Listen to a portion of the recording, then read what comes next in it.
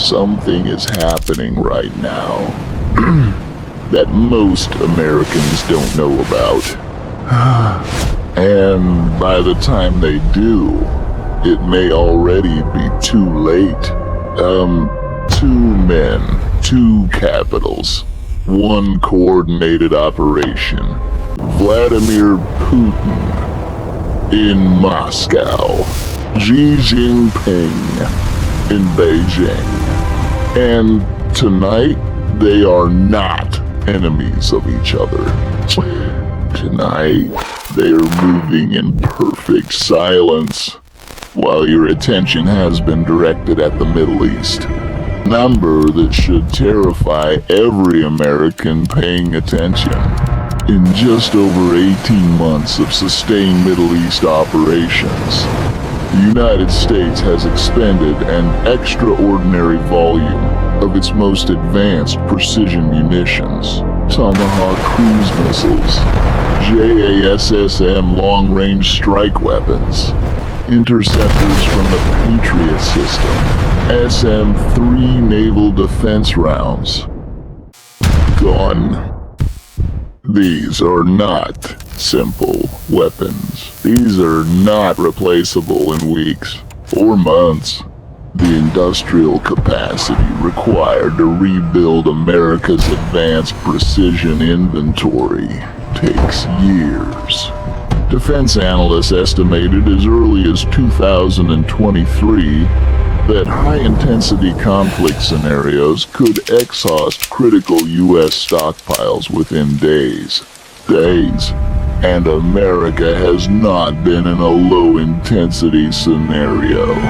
The ongoing commitment to Israel's Iron Dome resupply, the Houthi interdiction campaign in the Red Sea, each operation individually manageable. Together, they function like a slow drain, a deliberate, calculated drain on the most powerful military arsenal ever assembled.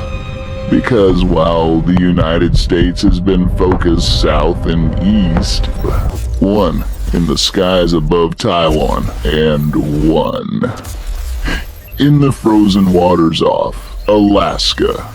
Here is something that sounds like good news, and that is exactly why it should terrify you. China has dramatically reduced its military flight operations near Taiwan. For years, the People's Liberation Army Air Force conducted near-daily incursions into Taiwan's air defense identification zone. Sometimes dozens of aircraft in a single day. Fighters, bombers, reconnaissance, planes. A relentless, grinding pressure campaign designed to exhaust, intimidate, and normalize. And then it stopped. Or rather, it slowed to a whisper. The aircraft are not flying, but the satellite imagery tells a different story on the ground. Amphibious assault vessels have been quietly repositioned. Logistics staging in Fujian province has intensified.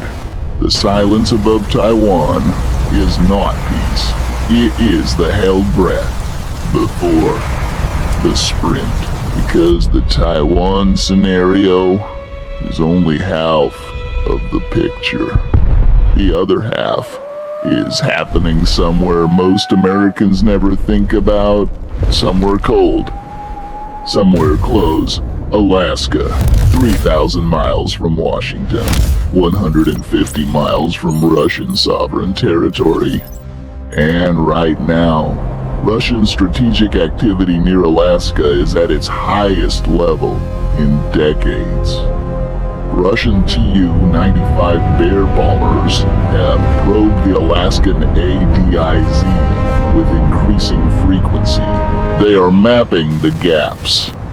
They are measuring the response, and beneath the surface, Russian submarine activity in the northern Pacific has reached levels that have triggered internal alerts. Improved Yasin-class submarines, the most advanced in Russia's fleet, have been detected operating closer to American territorial waters. A submarine that is positioned does not need to travel when the order comes. It is already there.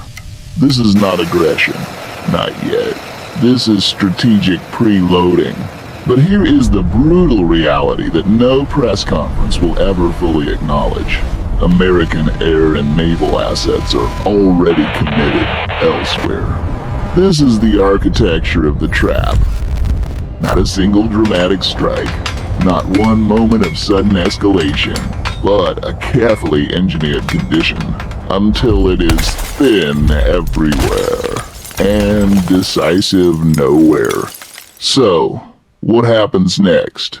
That is the question that keeps the most serious analysts awake.